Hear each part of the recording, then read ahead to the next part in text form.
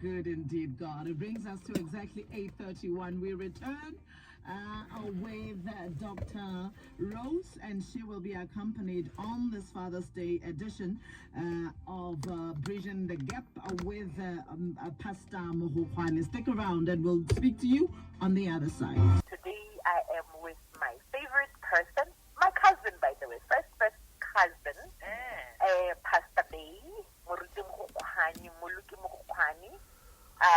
on the line, who does really great work in the area of fatherhood. The man knows, God uses this man to heal hearts. He's actually written a book, Restoring Your Soul, Reclaiming Your Identity, which is a master read, by the way. Oh, awesome. So I thought it would be best if he joins me on this program. We had him a couple of years ago again. Absolutely. He's a great father. Yeah. He loves God's people. So today I thought it would be best if we Is he online already? He is, Mommy. She is. He's listening. I'm here. Good morning. Good morning. Good morning, Pastor Mogokgwane. How are you? I'm good. How are you? I'm good. You are welcome. I don't know if we had the introductions already. Yes. Were you able to hear them? Yeah, I heard everything. So today we are talking fatherhood and the traumas that are associated with absent fathers. And somebody was saying to us on Facebook this morning that should we be talking about it? And I'm thinking we should. Should we be talking about it? Over to you. Should we be talking about it? Let's start from there. I think we should be, especially in Botswana. I was just looking at some statistics that were released a few months back about births that occurred in 2019. And they say in Botswana, 83.8% children were born to single mothers. Now, that's huge. That's a huge number. Here in our country. And 15.9% children were born to married couples, while 0.2% to divorced and 0.1% widowed. Now, I think the 83.8% is a real shock because that means many of these children are going to be raised without fathers. And let me say, for me personally, the whole issue of fathers or fatherlessness is a really big thing. I think, God has just made this a very special call for me, because I would summarize my ministry as bringing the hearts of the fathers to the children and the hearts of the children to the fathers. And because it's something that is important that, all of us, we have a focus point that we have. So you tend to see more of it than, you see other problems. And so for the past 20 years or so, I've been doing counseling full time. And I can tell you most of, the broken children that we are struggling with, who are into drugs, who are into all kinds of misbehavior at high schools and stuff, most of them that I actually had to deal with, I found that there was a father problem. Either there was an absent father totally physically, or the father was there, physically, but was not connected, was not emotionally present, or was busy trying to provide for the family, and the children felt alone. And so, yes, we should be talking about this because the kind of traumas that fatherlessness causes to adults, to fathers, children who had no active fathers, when they grow up and become fathers themselves, the confusion that is there and the damage that they then cause to their children is just what we normally call generational curse. It just goes on and on until somebody is bold enough to break it. So yes, we must be talking about this.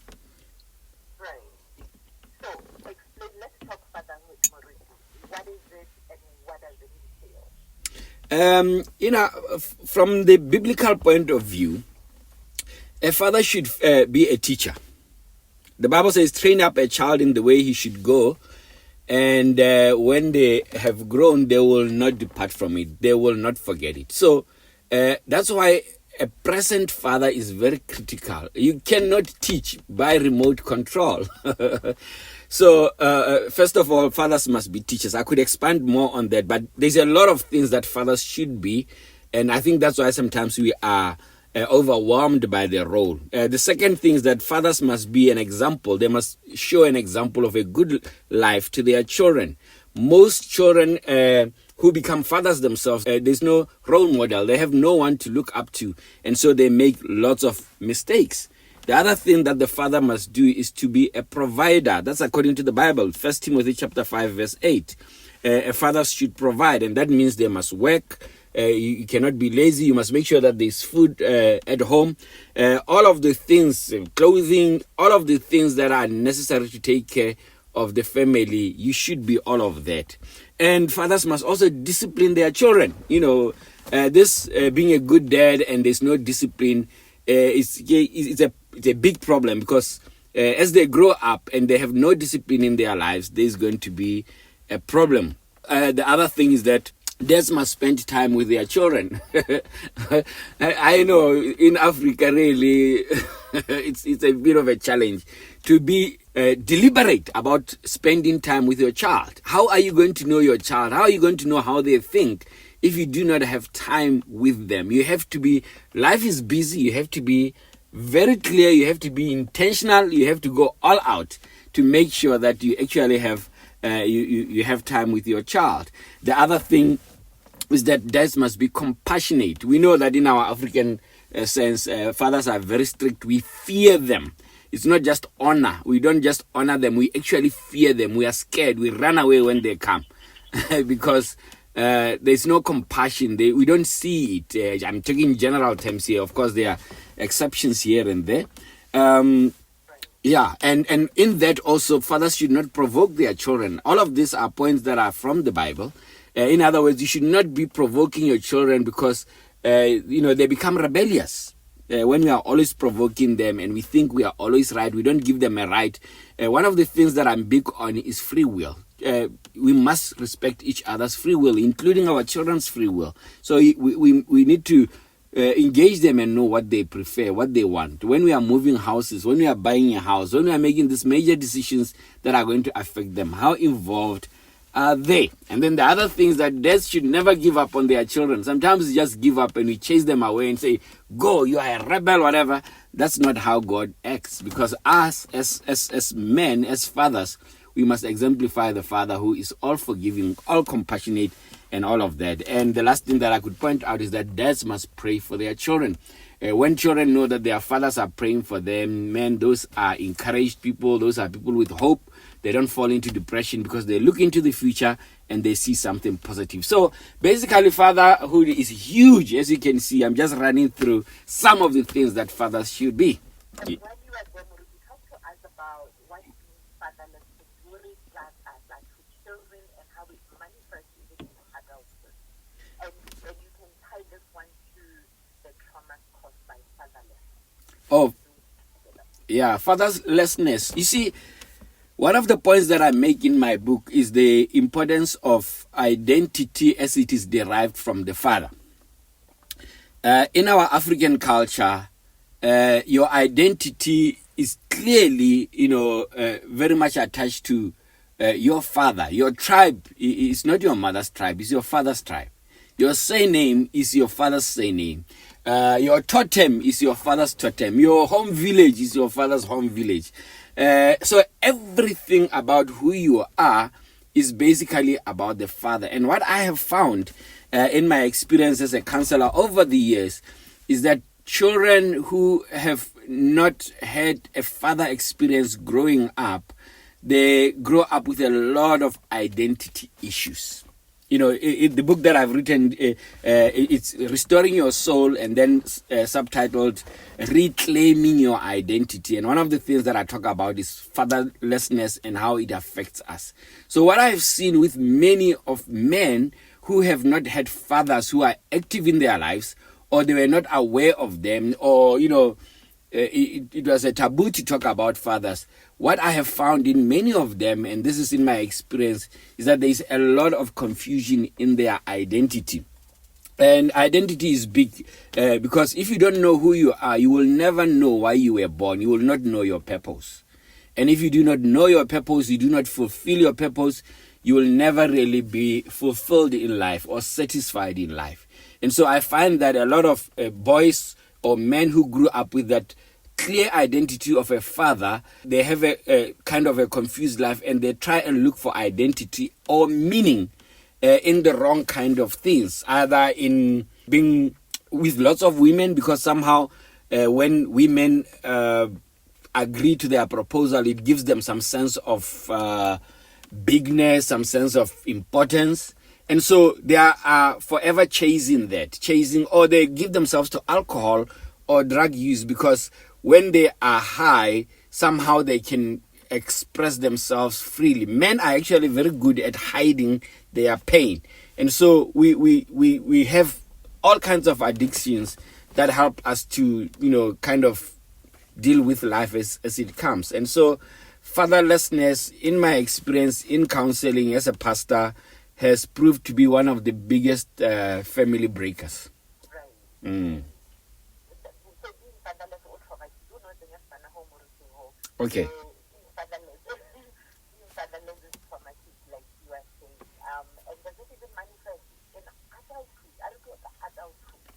Yes, it actually does manifest in adulthood. Ke ntse ha ba tshele borre ba le bantsi ba ile gore ba depressed. Ka gore ha ba lebella gongwe se mosadi a se batang le bana ba se batang, dilo tse tsotlhe tse leng gore ba thokiwa gore ba nne tsone ya ka re di bua ke ntse ke di bua yana, o ithala gore ba nna ka bontsi ba di lebella ba re ha ile gore se ke sone se le gore sa thokagala mo go nna gore ke nne rre a ka di khona. And so boemong ja gore a nne teng a iteke o taba ya go tsana kwa na le basimane ko di bareng kana ko Sunday soccer kana go ngwa bana wa go tahela go se tsogolo go le bosigo bana ba robetse ka gore dilo tse di dintsi thatase go nkgakola ha ke le mo Kristi ke le mosha ne ke lebella Bible le dithuto tsene ke di ruta ke re modimo ba ta gore ke dire sele dilo tse di dintsi anga ka di khona gona motho o ka khona mmela we kana go ithella ke le mo ga gore gona le se se bidiwang go tema utwele botho ka modimo, grace. Yone grace yone e khona go hodisa dintho tsa gago tso go dileng ka tsone. Le ha o godile o no se na rre mo botshelong ja gago, modimo o khona go hodisa mathoko ao a ba go dira rre yo botoka. Wa ntshwara ya no ke dilo tse leng gore tota di a bonala di teng, ene banna ka bontsi hela gone ke bua ka botswana ka gore ke gone ha ile gore ke tshilele le borre ka teng. O ithela le gore ba ithela le gore dilo tse di ba thokang gore ba di dire di a ba palela, mme se gore ba ka se ba kgone e le gore mathata a botshelo ko ba tswang teng go dirile gore ha kwa ha sepe so se nang sona ba you can't give what you don't have. So how is go amogeling support ya ga rre, o se go amogele lerato la ga rre o ta le tsa kae. Yano se se monate ke gore modimo a rona ene o khona go hodisa tseletseng gore le tsa ra ska ra nna le tsone. Modimo a rona o khona gore a go neele se o se go nne le sone mo botshelong ja gago, le wena bo khona go se hitisa se neela ba bang.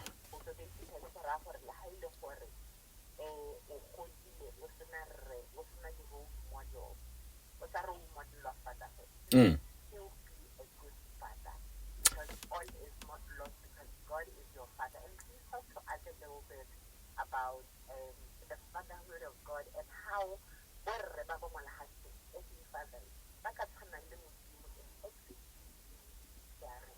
Yeah, that's a big thing. One of the responsibilities that God has given fathers is to role play him. Kore ka mago kwa mongare le borre re tsantse re nne modimo mo baneng ba rona kana re supe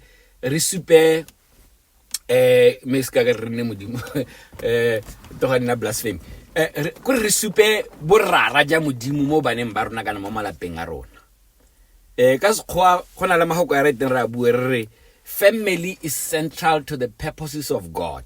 kore ha o lebeletse lelapa ka ha modimo a re dirileng ka teng modimo o batla go dirisa lelapa gore a supe ditsela tsa gago mo lehatsheng le re tshelang mo go lone jaanong a ba thopa rre gore nne thogo a lelapa a thopa gore rre e nne ena a supang gore modimo rara kana rara go tawa eng and ha rre a ka dira seo a se dira ka manonthota ka modimo a ikaeletseng ka teng bana ga ba ne le bothata ja gore ba bone modimo ya ka rra bone mme ke go hetse kai ka botshelo jang nna ke godisitswe ke a single mother. My father was not physically present, but he was there. He's a very good man, but the practicalities of life made it difficult for him to be there physically for me.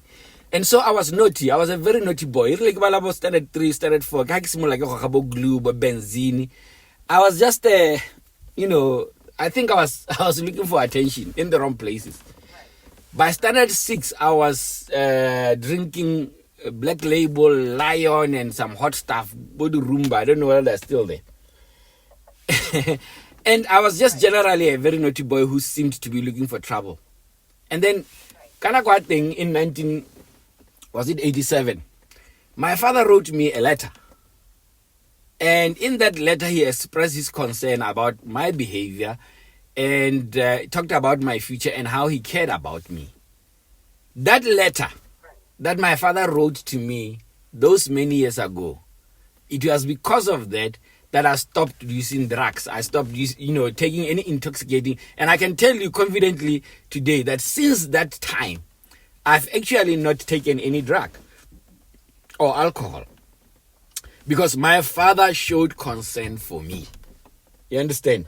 He may not have been practically available physically because of the circumstances that we were under then, but just showing concern for me, it gave me some form of identity. Oh, this man cares about my life, and so I must mean something. And I remember when I was tempted a few months later, I remembered the words that he wrote in the letter, and I said, I cannot disappoint my father.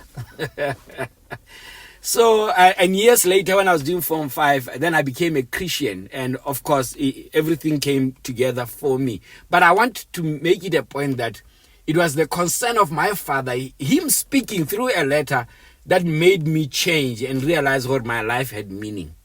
And so, fathers can make a huge difference. I know we have lots of fathers who may not be present in their children's life. Make contact. Let the child know they are yours and you are concerned. Do something to validate this child. And I tell you, the results are amazing. Yeah. I like that. Knowing your story personally, I can attest to that. Photo, are you there? I am here, Ma. I'm getting everything. I get it. I am very curious. Yes. You can sit in as well. I think I have 4 major questions that I wanted Moruti to address, and he has addressed all of them. So you can chip in as we wrap up. Going towards the end of our program.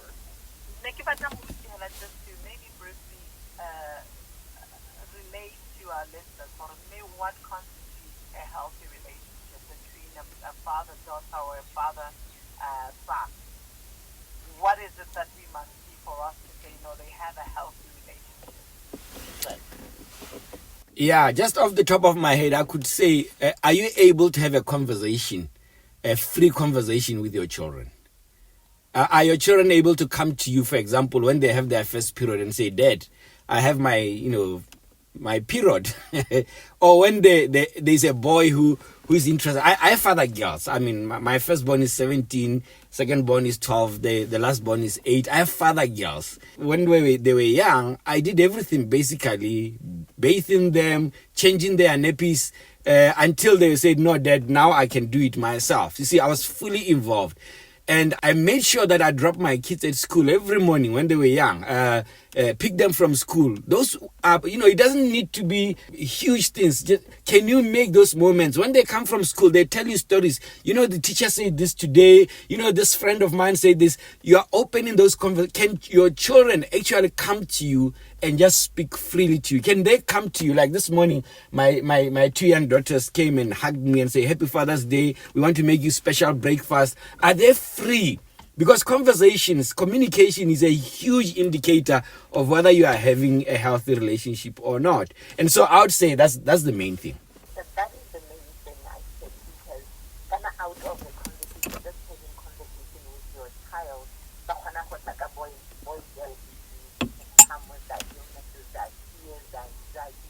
I think that's having a healthy relationship. Everything else will fall into place when you are able to communicate. Exactly. Everything else. Is there something that we can do as mothers to encourage a healthy relationship between a father and a son? Yeah, fathers need a lot of encouragement. I just want to be honest with you. You see, God took our wives out of our rib. So I think God took the details of life and gave them to the women. We men generally are the headlines people. We look at the big picture and the details, like buying clothes for children. I've counseled a lot of women who are frustrated that, this man doesn't even know it's winter and we need to buy clothes and whatever. Look, we are not going to automatically think about those things. We look at the big picture. We look at buying a plot, having a kettle post, is there food on the table? So mothers must talk to their fathers, to their husbands. They must talk to the fathers and say, look, this is something that is necessary. And of course, as men, we need to learn to listen and understand. I usually say men think in straight lines. That is, it's a very logical way of thinking. You deal with one thing, you move on to the next, and you move on to the next, while women think in circles. At the center of everything is emotion. So they attach everything to their emotions. So it's always going around the circles. That's why women remember a lot of details from the past, while we men forget easily. So because we think differently and we process things differently, we need women to be constantly reminding us of what needs to be done. I know it can be frustrating, but you need to do it so that they know what they must do. This is just... It's not a nag? It can be perceived as a nag, but I think the way you do it, your attitude, and just, when you do it properly with love, with respect, finally, ultimately, they get it. Because men also, they don't like being nagged. So the more you do it, they must ultimately do it. And next time, what I know with me is that with my wife, she has done some things at the beginning of our relationship. Nowadays, I just do them because I don't want her to nag. For example, I didn't know how to apologize. She would ask me, what are you sorry for? So nowadays, I have learned to be very specific about what I'm sorry for, about hurting your feelings or saying words that are hard. I'm very specific because I don't want to be asked, what are you sorry for? So there's a whole teaching there where you can do it right until somebody gets it and they do it right.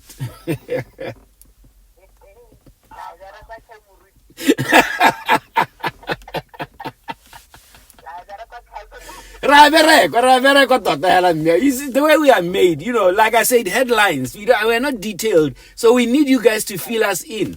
Right. I think we're at the end of our program. Any last words and then your number out there, Maruti? How can they get a hold of you? One of the things that I know is that you have got for a high. What is that one? So,